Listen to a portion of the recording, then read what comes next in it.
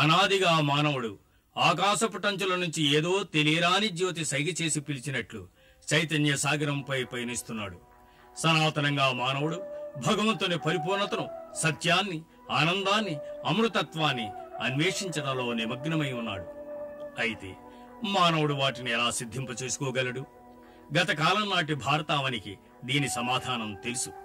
మహర్షుల మార్గదర్శకత్వంలో ప్రాచీన భారతదేశ ఆశ్రమాల్లో ఈ జ్ఞానాన్ని పెంపొందించడం జరిగింది. ఆశ్రమాల్లో పెరిగిన బాలుడు ధీరోదాత్తుడు.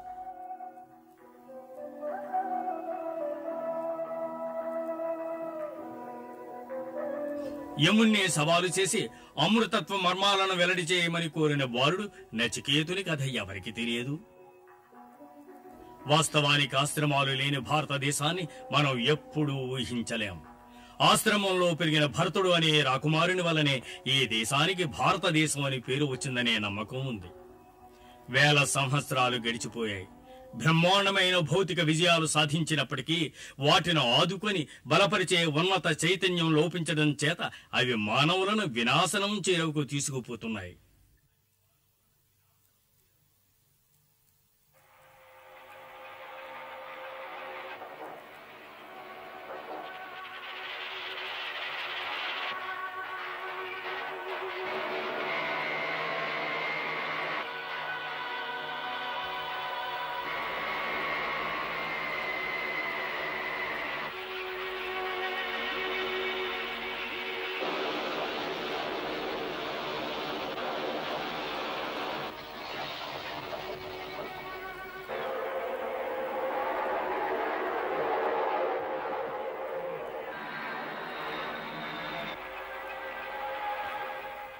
కాని ఇలా ఎన్నటికీ జరగరాదని శ్రీ అరవిందులు ప్రకటించారు. మానవ చైతన్యం ఇంకా పరిణామం చెందవలసి ఉంది. భౌతికమైన ఈ ప్రపంచం దివ్య చైతన్యంతో మేళవించినప్పుడు ఒక నవశకం ఉదయిస్తుంది. శ్రీ అరవిందుల ఈ సందేశం పాండిచేరిలోని ఆయన ఆశ్రమా నుండి వెలువడింది. అది ప్రాచీన కాలపు వేదపురి, ఒకనాటి అగస్త్య మహర్షి ఆశ్రమం. అంతర్వాణికి విధేయులై శ్రీ అరవిందుల శిఖాగ్రాలను అందుకున్న రాజకీయ జీవితాన్ని విడిచి 1910వ సంవత్సరంలో పాండిచేరి చేరుకున్నారు. ఇక్కడనే ఆయన తన పూర్ణ యోగాన్ని ప్రతిపాదించి ఆచరించారు. యోగం అంటే దైవంతో ఏకత్వాన్ని పొందే ప్రక్రియ అని మనకు తెలుసు. శ్రీ అరవిందుల పూర్ణయోగ లక్ష్యం అజ్ఞానమయ సామాన్య ప్రాపంచిక చైతన్యం నుండి దివ్య చైతన్యంలోకి ఎదుగుటియే కాదు, ఆ దివ్య చైతన్యం యొక్క అతి మానస శక్తిని అజ్ఞానంలోనున్న మన ప్రాణ శరీరాలలోనికి కొనివచ్చి రూపాంతరీకరించి దివ్య తత్వాన్ని ఆవిర్భవింపచేసి పదార్థంలో దివ్య జీవనాన్ని సృష్టించుటయే.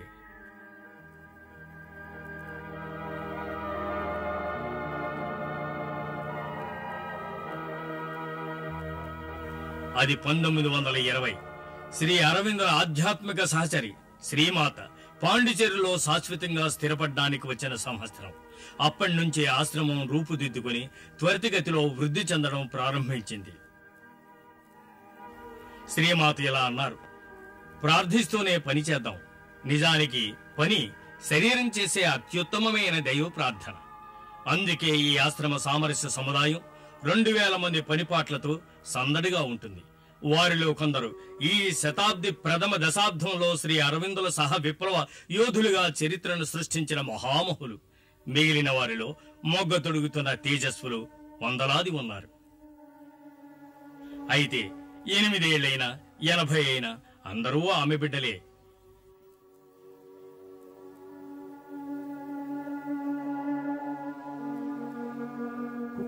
(1962) వరకు శ్రీమాత బాల్కనీలో దర్శనమిచ్చి బిడ్డలను ఆశీర్వదించడంతో దినారంభం జరిగేది. ఆ తరువాత అంతా తమ తమ కార్యక్షేత్రాలకు వెళ్లేవారు.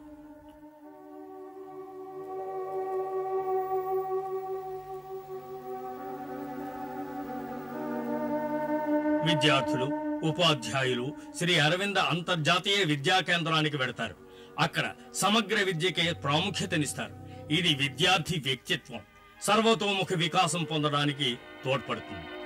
శరీరమే మన అస్తిత్వానికి ఆధారం కనుక శారీరక విద్యకి ఎంతో ప్రాధాన్యతనివ్వడం జరిగింది. ప్రాక్ పశ్చిమ రీతుల మేళవింపుతో సామూహిక వ్యాయామ పద్ధతిని శారీరక విద్యాశాఖ రూపొందించింది. అంతేకాదు ప్రతి వ్యక్తికి అతనికి సరిగ్గా సరిపడే కసరత్తులను నిర్దేశిస్తుంది.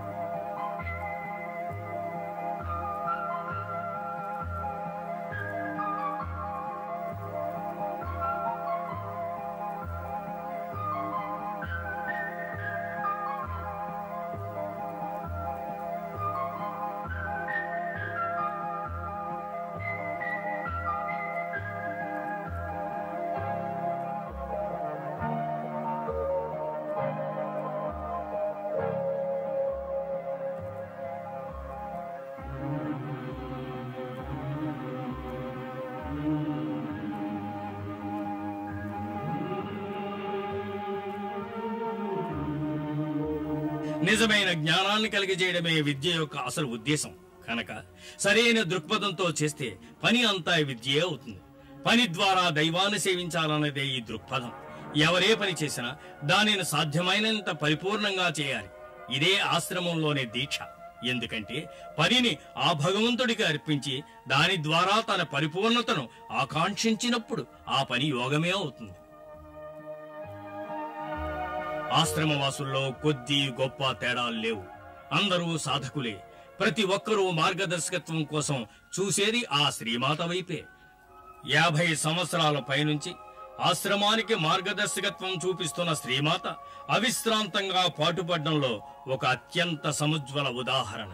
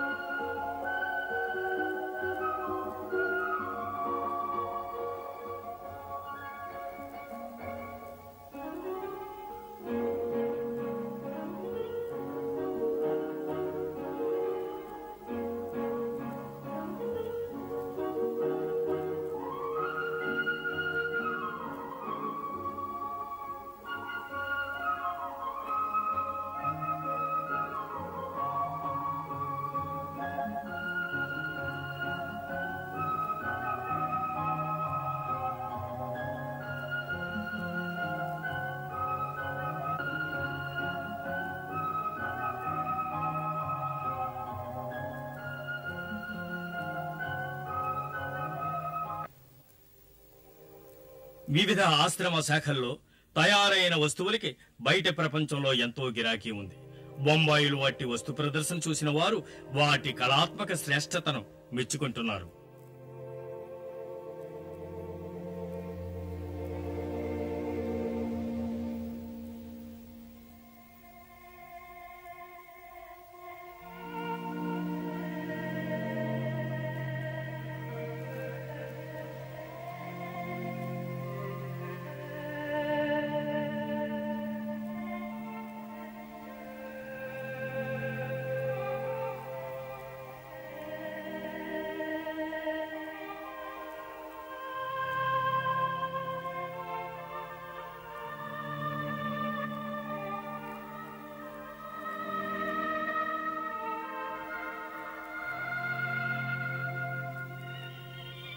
వారానికి 2 సార్లు సామూహిక ధ్యానం జరుగుతుంది. అయితే ఎవరికి వారు తమ వీలుని బట్టి ధ్యాన సమయాన్ని ఏర్పాటు చేసుకుంటారు. శ్రీ అరవిందుల సమాధి వద్ద గాని ఇంకెక్కడైనా గాని ధ్యానం చేసుకుంటారు. 4 ప్రత్యేక దినాల్లో శ్రీమాత అందరికీ దర్శనమిస్తారు. అవి శ్రీమాత జన్మదినం ఫిబ్రవరి 21, శ్రీమాత ఆశ్రమానికి శాశ్వతంగా వచ్చి స్థిరపడిన రోజు ఏప్రిల్ 24, శ్రీ అరవిందుల జన్మదినం ఆగస్టు 15, సిద్ధి దినం నవంబర్ 24. ఈ రోజుల్లో వేలాది భక్తులు ఆశ్రమవాసులతో కలిసి శ్రీ అరవిందుల సమాధి చుట్టూ చేరి ధ్యానం చేస్తారు.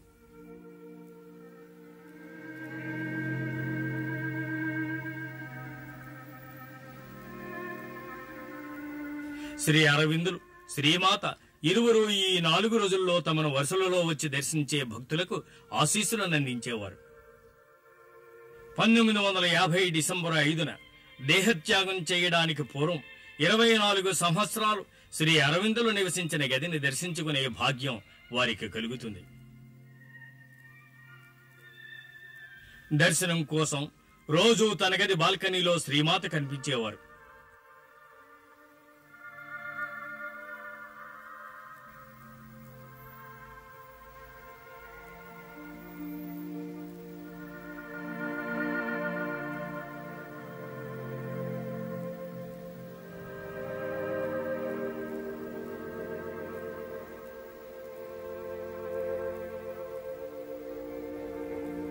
అంధకార శక్తుల వర్తనాల మధ్య ఆమె ఇక్కడున్నారు. జగత్తులోని దౌష్ట్య దోషాలను మార్పడానికి, అజ్ఞాన ప్రపంచంలోని విషాదాన్ని ఆనందమయ దివ్య శుభాంతం చేయడానికి. పోరాటంతో చితికిన మనుషుని గుండెల్లో చొరబడే శాంతిని నేను, దయగలిగిన చేతులతో దీవించే ఔదార్యం నేను, జీవన గమన స్వనం మధ్య నిశ్శబ్దతను నేను, ఆమె విశ్వపటాన్ని నిదానంగా పరికించే జ్ఞానాన్ని నేను.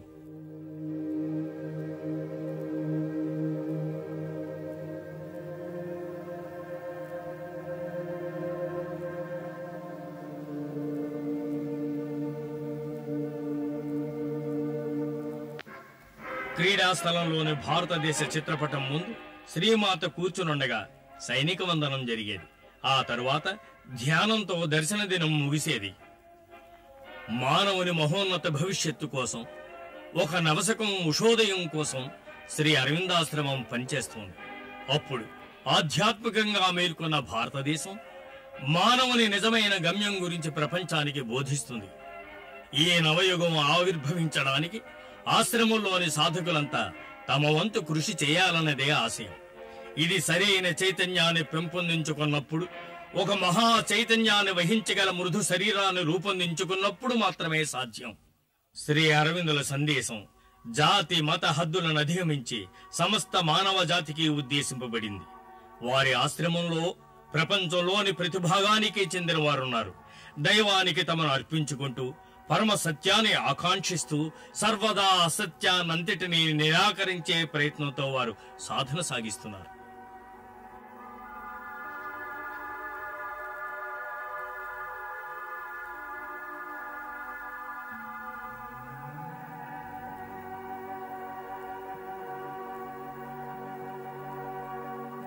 శ్రీ మాతారవిందుల సందేశం జగద్వ్యాప్తం కావడంతో వారి తత్వ దర్శనాన్ని అధ్యయనం చేయడం కోసం భారతదేశంలోనూ వెలుపలా కూడా కేంద్రాలు, శ్రీ అరవింద సొసైటీ శాఖలు వెలుస్తున్నాయి. ఒరిస్సాలోని అలాంటి 2 కేంద్రాల్లో శ్రీ అరవిందుల అవశేషాలను ప్రతిష్ఠించే సందర్భంలో వారి అవశేషాలకి లభించిన ఘన స్వాగతం ఇది.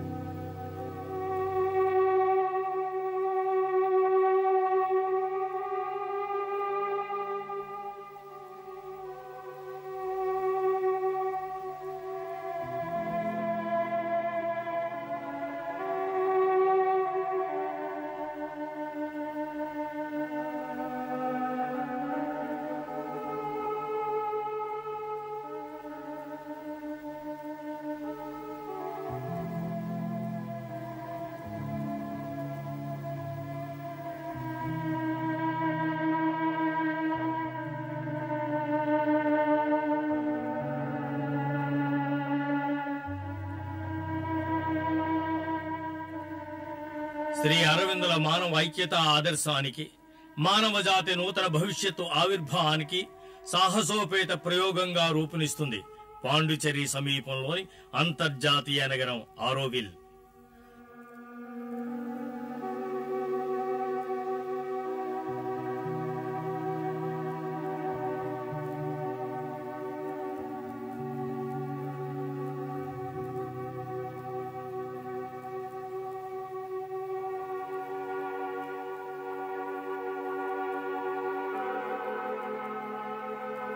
సహృదయత గల మానవులు ఆకాంక్షానిష్టాపరులై ఆ పరమసత్యానికి మాత్రమే విధేయులై ప్రపంచ పౌరులుగా ఇష్టపూర్వకంగా జీవించగల ప్రదేశం భూతలంపై ఎక్కడో ఒక చోట ఉండి తీరాలి.